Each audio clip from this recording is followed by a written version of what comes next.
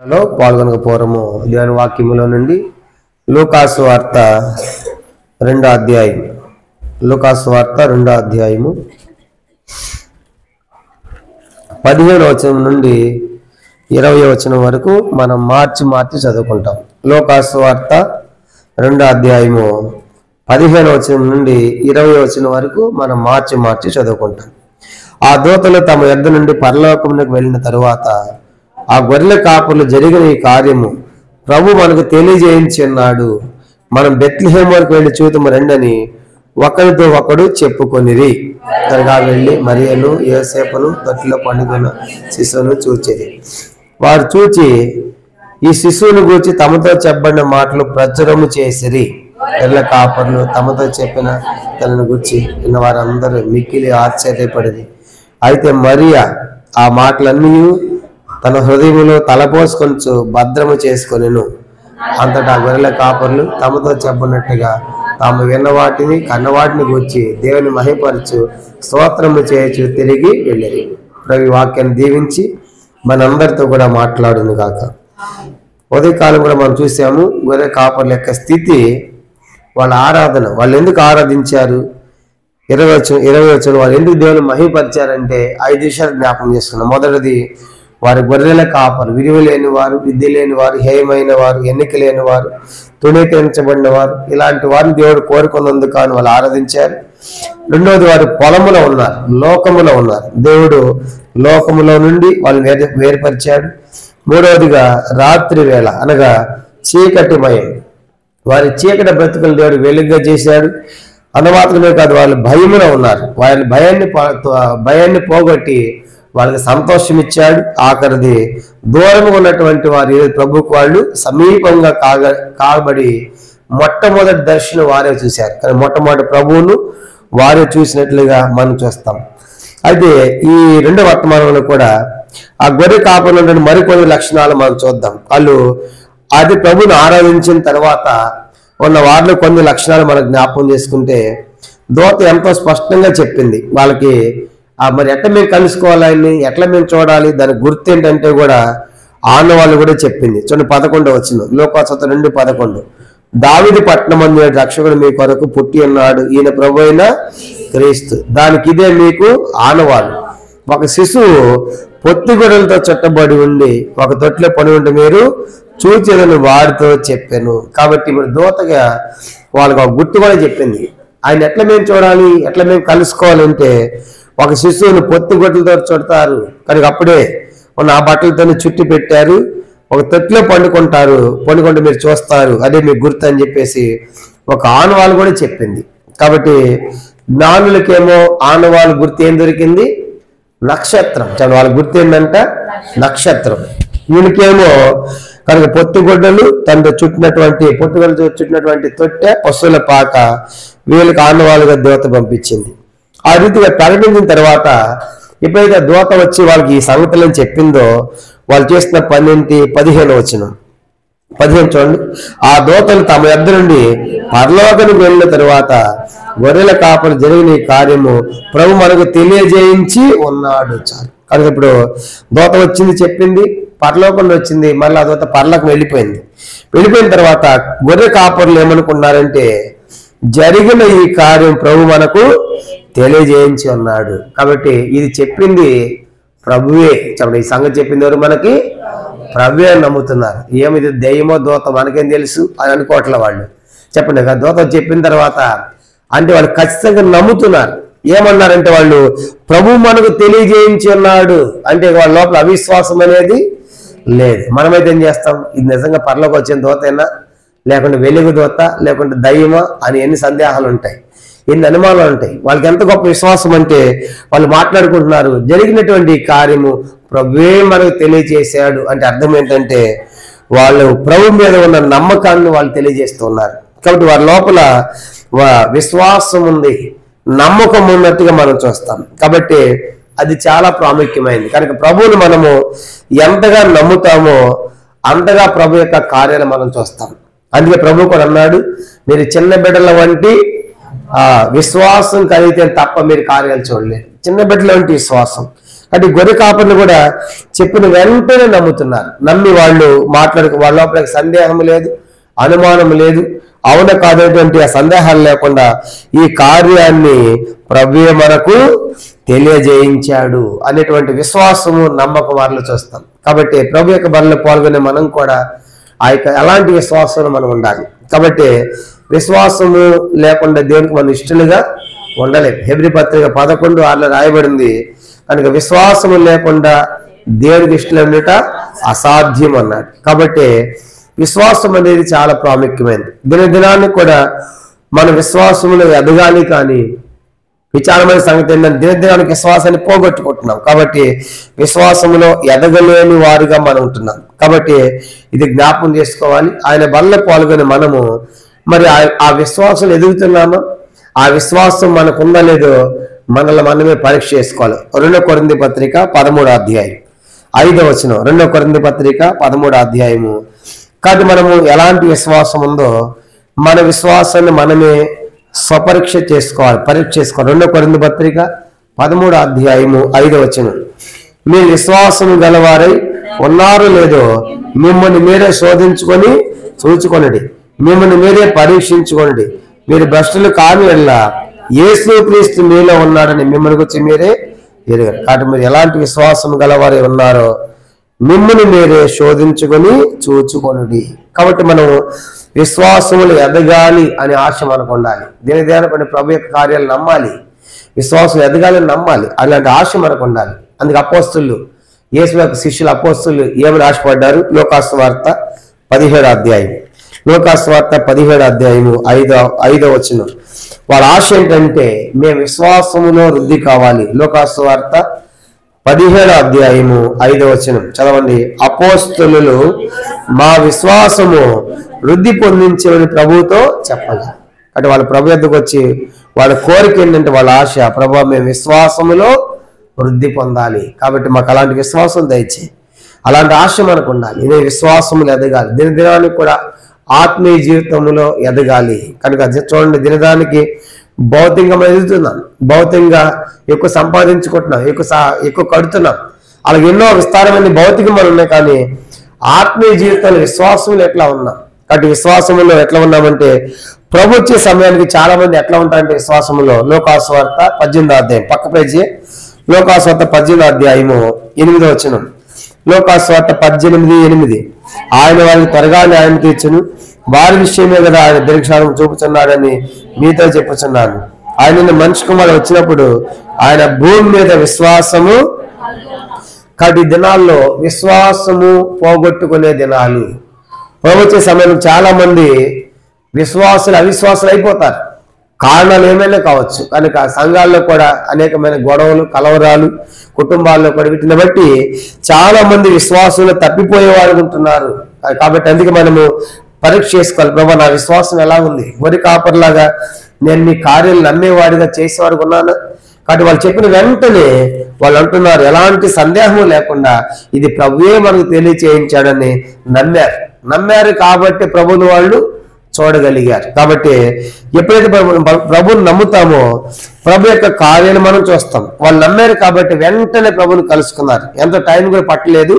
కనుక నమ్మే వెంటనే వాళ్ళు ప్రభువుని కలుసుకున్నట్టుగా మనం చూస్తాం. ఇది మొదటి ప్రాముఖ్యమైన సంగతి. మన జీవితాల్లో మనం కూడా గొర్రె కాపర్ల వంటి విశ్వాసము, చిన్న బిడ్డల వంటి విశ్వాసం. మత్తయి సువార్త 18వ అధ్యాయము చూడండి. చిన్న బిడ్డల వంటి విశ్వాసం మనకు ఉండాలి అంటాడు ప్రభు. మత్తయి సువార్త 18వ అధ్యాయం, మత్తయి సువార్త 18వ అధ్యాయము మనం గమనించామంటే 6వ వచనం. మత్తయి 18:6. నా యందు విశ్వాసం ఉంచు, ఈ చిన్న వారిలో ఒకని అభ్యంతరపరచువాడు ఎవడో వాడు మెడకు పెద్ద తిరుగురాయి కట్టబడిన వాడై మిక్కిల్లో తన సముద్రంలో ముంచి వేయబడడానికి మేలు. నా యందు విశ్వాసం ఉంటూ ఈ చిన్నవాళ్ళు వెంటనే నమ్మేస్తారు. చిన్నబిడ్డలు చూడండి, చిన్నపిల్లలు మనం వెంటబడ్డారనుకోండి, నీకు సాయంత్రం మిఠాయి తెస్తా, జిలేబీ తెస్తా, 5 స్టార్ చాక్లెట్ తెస్తా, వాడికి ఏది ఇష్టమో అది ఐస్ క్రీమ్ తెస్తాను, కానీ ఏం చేస్తారు? ఆగిపోతారు. కనుక నమ్మేస్తారు. మా మమ్మీ చెప్పింది, మా డాడీ చెప్పాడని ఆగిపోతారు. సాయంకాలం నువ్వు చెప్పింటే ఆయనకి తేకపోతే నీకు ఉందే సంగతి, రెడీ కాసుకుంటారు. చెప్పావు మమ్మీ, చెప్పావు డాడీ, ఏది చాక్లెట్ ఏది, ఐస్ క్రీమ్ ఏది అంటే వాళ్ళ లోపల ఏంటి? విశ్వాసం. కానీ చెప్పారు కాబట్టి ఇస్తారండి. ప్రభు ఎదుకు వచ్చిన మనం కూడా అలాంటి విశ్వాసంతో మనం ఉండాలి. కనుక గొర్రె కాపరిలో ఉన్న మొదటి లక్ష్యం ఏంటంటే వాళ్ళు నమ్మారు, వాళ్ళు విశ్వాసం కలిగిన వారు మనకు కనబడుతున్నారు. రెండో చూడండి, లోకాసువార్త 2వ అధ్యాయం 15వ వచనం 2వ భాగం. లోకాసువార్త 2వ అధ్యాయం 15వ వచనం 2వ భాగం. మనము బెత్లెహేము వరకు వెళ్ళి చూతుము రండని ఒకరితో ఒకడు చెప్పుకొనిరి. కానీ ఇప్పుడు వాళ్ళు ఎవరికి వాళ్ళు పోట్ల, వాళ్ళు ఎవరికి వాళ్ళు బయలుదేరి వెళ్ళటల, అందరు ఇప్పుడు మాట్లాడుకుంటున్నారు. కనుక ఈ కార్యం ప్రభు మనకు తెలియజేయించాడు. కనుక మనం ఏం చేద్దామంటే బెత్లెహేము వరకు వెళ్ళి చూద్దాము రండి అని చెప్పేసి ఒకరితో ఒకడు చెప్పుకున్నారు. కానీ ఇప్పుడు వారి లోపల, గొర్రె కాపరి లోపల మనకు ఐక్యత కనపడుతుంది, యూనిటీ. కనుక వాళ్ళంతా కలిసి ఉంటున్నారు, తర్వాత కలిసి వెళ్తున్నారు, తర్వాత వాళ్ళు సహవాసముగా ఉన్నారు. కనుక అందరూ కూడా కలిసి సహవాసముగా ఉన్నారు. ఎందుకంటే ఆ రాత్రులు ఒంటరిగా ఉంటే ఆ తర్వాత సింహం వచ్చిన, పులి వచ్చిన, ఎలుగుబంటి వచ్చిన కష్టం. అందుకే వాళ్ళంతా ఎట్లా ఉండేవాళ్ళు, గొర్రె కాపరులు కలిసి ఉన్నారు, ఐక్యత ఉన్నారు, కనుక సహవాసములో ఉన్నారు. అది చాలా ప్రాముఖ్యమైనది. కాబట్టి వాళ్ళ ఐక్యత ఎంత గొప్పది. కాబట్టి ఈ దినాల్లో మనం చూసామంటే సంఘాల్లో కూడా ఐక్యత లోపించింది, కలిసి ఉండలేకపోతున్నారు, ఒకళ్ళంటే ఒక పట్టలేదు. ఈర్ష్య, ద్వేషాలు, కక్షలు, అసూయలు, పగలు కనుక ఎక్కువైపోయినాయి. కారణం ఏంటంటే ఐక్యత లేదు. ఐక్యత పోగొట్టుకునే దినాల్లో మనం ఉన్నాం. కాబట్టి వాళ్ళు ఉన్న అద్భుతమైన లక్ష్యం ఏంటంటే వాళ్ళు ఐక్యమత్యముగా ఉన్నారు, అందరూ కలిసి ఉన్నారు. ఇప్పుడు అందరూ కలిసి మాట్లాడుకుంటున్నారు, మనము బెత్లెహేము దాకా వెళ్ళి ప్రభువును చూద్దాం. కాబట్టి అలాంటి ఐక్యత మనకు ఉండాలి. అందుకే చిన్న మనకు కథ తెలుసు కదా, 4 ఆవులు కలిసి ఉన్నాయంట. 4 ఆవులు కలిసి ఉంటే సింహం దాన్ని చంపలేకపోతా ఉంది. ఒకరోజు ఏం చేశారంటే ఈ 4 ఆవులు కొట్లాడుకున్నాయంట. కొట్లాడుకుని 4 దిక్కులు వెళ్ళిపోయినాయి. ఈ సింహం గమనించింది, ఇది మంచి అవకాశం అని చెప్పేసి ఒకరోజు ఏం చేసింది, ఒక తూర్పు దిక్కు వెళ్ళింది, ఆవును చంపేసి అది తినేసింది. మరొక రోజు పడమర, ఉత్తరం, దక్షిణం, అట్లాగా ఎప్పుడైతే విడిపోయినాయి ఒక్కో ప్రాంతానికి ఒకదాన్ని చంపి మొత్తాన్ని చంపేసి తినేసింది.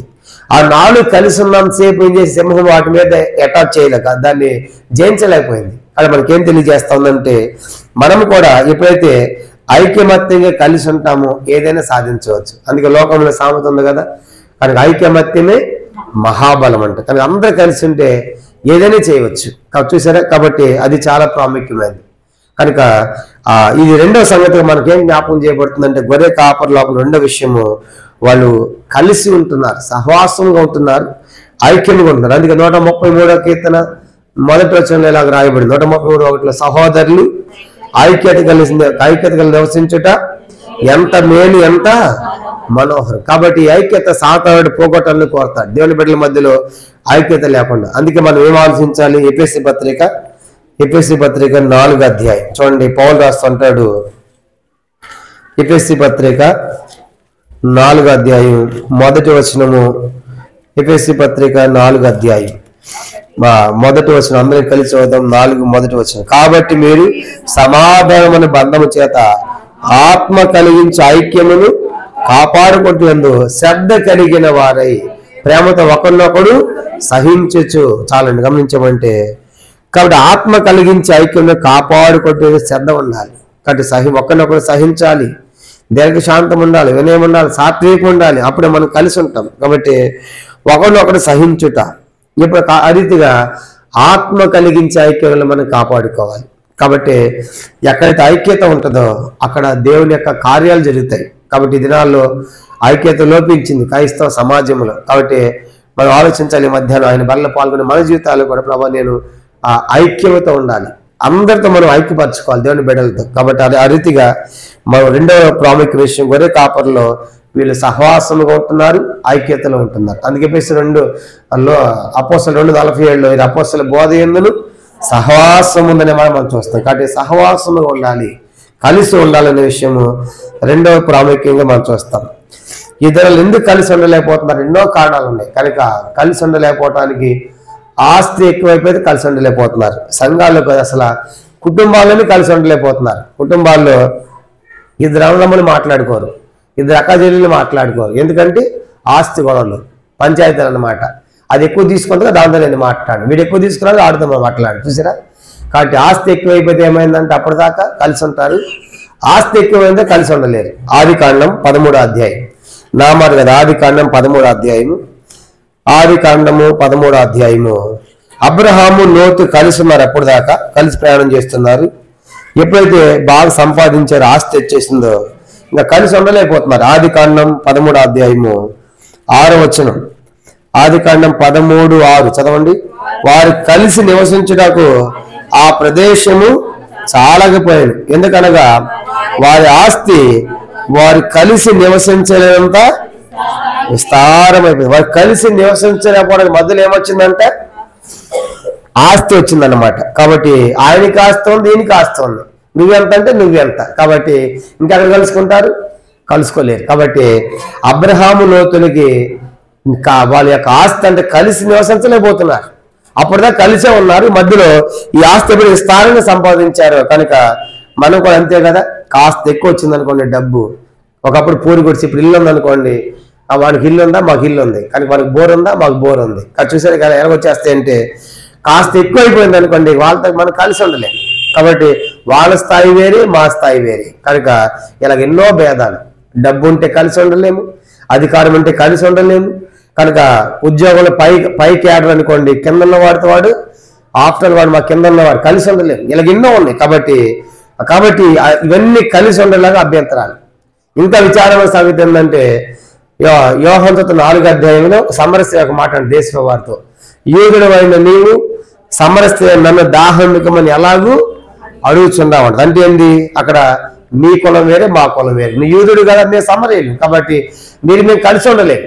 కాబట్టి కలిసి ఉండలేకపోవడం కానీ ఈ దినాల్లో ఏమొచ్చేసిందంటే కులాలు కూడా వచ్చేసినాయి. కానీ వాడు మా కులమేనా, మా జాతేనా, మా వంశమేనా, మా తెగేనా అని ఏసుని నమ్మిన తర్వాత అన్ని పోయినాయి. మళ్ళీ వాటిని కడుతున్నాం మనం. కనుక ఆయన ఆ సేవకుడు మా కులమేనంట, లేకుంటే ఆయన మావాడేనంట. చూసారా ఎట్లా వచ్చేసినాయి. కాబట్టి ఈ పనికిమాల చెత్త అంతా వచ్చేసి కలిసి ఉండలేకపోతున్నాం. కాబట్టి ప్రభువుని నమ్మిన తర్వాత ఇవన్నీ పోవాలి. కాబట్టి అందుకే గొర్రె కాపరులు వాళ్ళు కలిసి ఉన్నారు, సహవాసం ఉన్నారు, ఐక్యంగా ఉన్నారు. అందుకే ప్రభు యొక్క కార్యాన్ని వారు చూశారు. రెండవది. మూడవది చూడండి. మూడవది వారిలో ఉన్న 3 అద్భుతమైన లక్షణం. మొదటిది వాళ్ళ నమ్మకం, చెప్పిన వెంటనే నమ్మారు, విశ్వాసం ఉంది. రెండవదిగా వారు కలిసి మాట్లాడుకుని వెళుతున్నారు. మూడవది మనం చూద్దాం 16వ వచనం. లోకా 2:16. త్వరగా వెళ్ళి మరియను యోసేపును తొట్టిలో పడుకున్న శిశువును చూచిరి.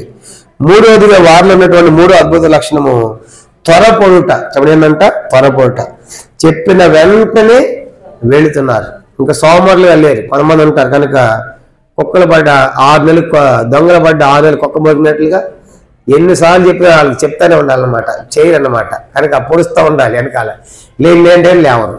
వీళ్ళు అలాంటి వాళ్ళు కాదు, చాలా చురుకైన వారు. ఎవరు? గొర్రె కాపర్లు. చెప్పిన వెంటనే త్వరపడుతున్నారు. కొంతమంది తొందరగా రారు చెప్తా ఉంటే. కనుక తొందర చేయాలనుకోండి, వాళ్ళు చెప్తా ఉంటారులే, మనం చేస్తూ ఉంటాం అనుకుంటాం. అట్లా నిర్లక్ష్య వైఖరి, అవిధేయత ఉంటే మనం ఏమి సాధించలేము. ఇంకా నష్టం వచ్చింది కొన్నిసార్లు చెప్పేది వెంటనే చేయకపోతే ఏమొచ్చింది? నష్టం. ఉదాహరణకు ఆదికాండం 13వ అధ్యాయం. ఆదికాండం 13వ అధ్యాయంలో ఇక్కడ దేవుడు ఆ పట్టణాన్ని కాల్చివేయబోతున్నాడు. సొదొమ గొమొర్రా కాల్చివేయబోతా మీరు దాంట్లో నుంచి బయటికి రండని నీతిమంతుడిగా జీవిస్తున్నాడు లోతు. ఆయన తప్పించాలని దూతను పంపించాడు. 19వ అధ్యాయం. ఆదికాండం 19వ అధ్యాయం. ఆ పట్టణం కాల్చివేయబోతున్నాడు, మీరు దాంట్లో నుంచి బయటకు రండి అని చెప్పేసి లోతును ఆయన కుటుంబాన్ని తప్పించాలని దేవుడు దూతలు పంపించాడు. దూతలు పంపిస్తే ఆయన ఏం చేస్తున్నాడంట చూడండి. ఆదికాండం 19వ అధ్యాయము మనం గమనించామంటే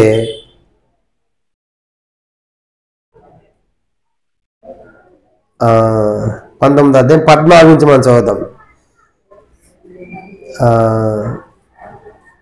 వాళ్ళు తడవు చేసిరని ఉంటుంది చూడండి. 16 పై వచనం చదువుతాం. పై వచనం కూడా 15 చదువుతాం. తెల్లవారినప్పుడు ఆ దూతలు లోతును త్వరపెట్టి, లెమ్ము, ఈ ఊరి దోషశిక్షలో నశించిపోకుండా నీ భార్యను ఇక్కడున్న నీ 2 కుమారులను తీసుకొని పొమ్మని చెప్పారు. ఇప్పుడు చెబుతుంది కనుక ఈ పట్టణం నాశనం చేయబోతున్నాం, కాల్ చేయబోతున్నాం. ఈ ఊరంతా దోషంతో ఉన్నారు, ఆ శిక్షలో మీరెందుకు నశిస్తారు? కానీ మీరు త్వరగా లేచి మీ భార్యను 2 కుమార్తెను తీసుకొని దాటి వెళ్ళిపోండి అని చెప్తున్నారు దూతలు. 16 అతడు తడవు చేశాను కనుక లేవటం లేదు.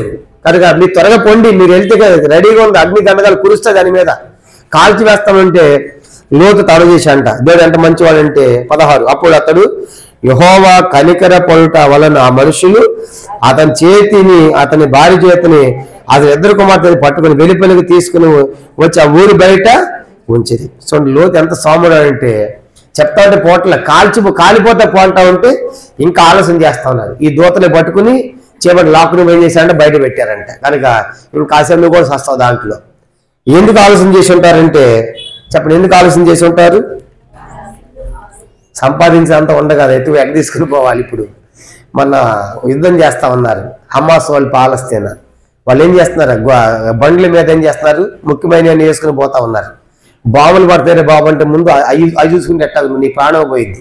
కాబట్టి అందుకే లోతు భార్య మొత్తం తీసుకొచ్చారు, కానీ లోతు భార్య మొత్తం ఏం చేసిందంటే మళ్ళీ వెనక్కి తిరిగి ఎందుకు చూసింది? అయ్యో నా బంగారు గొలుసు ఉండిపోయింది బీరువాలు, నా నక్లీస్ ఉండిపోయింది, నా రింగులు ఉండిపోయినాయి, మా పశువులు ఆస్తి ఉండిపోయింది, ఆడిమే మనసు పెట్టింది. అందుకేమైపోయిందంటే వెనక్కి తిరిగి వద్దు, నీ ప్రాణమే పోతున్నప్పుడు అయ్యేందుకు నీకు? కాబట్టి నీ బంగారు రక్షించలేదు కదా. అందుకే ఎందుకు వాళ్ళు ఆలస్యం చేశారంటే అవన్నీ ఉన్నాయి. అందుకే మన జీవితాల్లో కూడా ఎన్నోసార్లు దేవుని మందిరం అంటే అలక్ష్యం, నిర్లక్ష్యం, దేవుని కార్యాలంటే తొందరగా చెయ్యం. కనుక దేవుని మందిరం అంటే తొందరగా ఉండదు. చూసారు, ఈరోజు ఆరాధనకు మాత్రం పోటీ పడుతున్నారు, కానీ ఆరాధన చేయడానికి ప్రారంభానికి ఒక్కరు లేరు ఇక్కడ. కానీ బస్ స్టాండ్ మొట్టమొదటి నేనే ఉన్నా, నాకన్నా ముందు దేవుడు ఉన్నాడు, తర్వాత నేనున్నా. ఒక్కరు కూడా పాటలు లేరు, ఆరాధన మాత్రం పోటీలు పడతారు.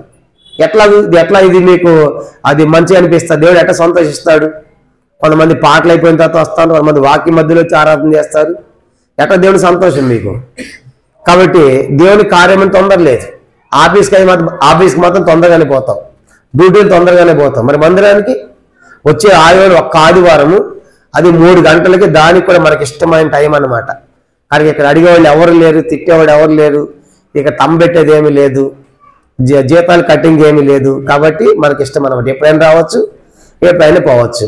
ఆదివారం అంటే మనకు హాలిడే లాగా అనమాట. ఏదో కాసేపు హాలిడే లాగా, కాసేపు జాలిడే లాగా, కాసేపు కూర్చొని అందరితో కలిసి మాట్లాడి వెళ్ళిపోదాం. అందుకు వచ్చే ఆరాధనకి అయ్యో ప్రభు దీన్ని ఆరాధించాలి. కనుక పాటల ద్వారా ఏం మాట్లాడతాడు, వాక్యం ద్వారా ఏం మాట్లాడతాడు దేవుడి దినం.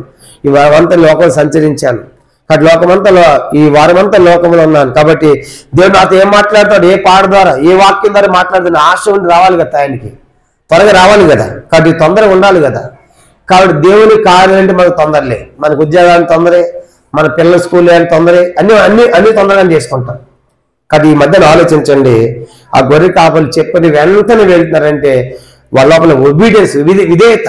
కాబట్టి మనకు కూడా అలాంటి ఆశ ఉండాలి.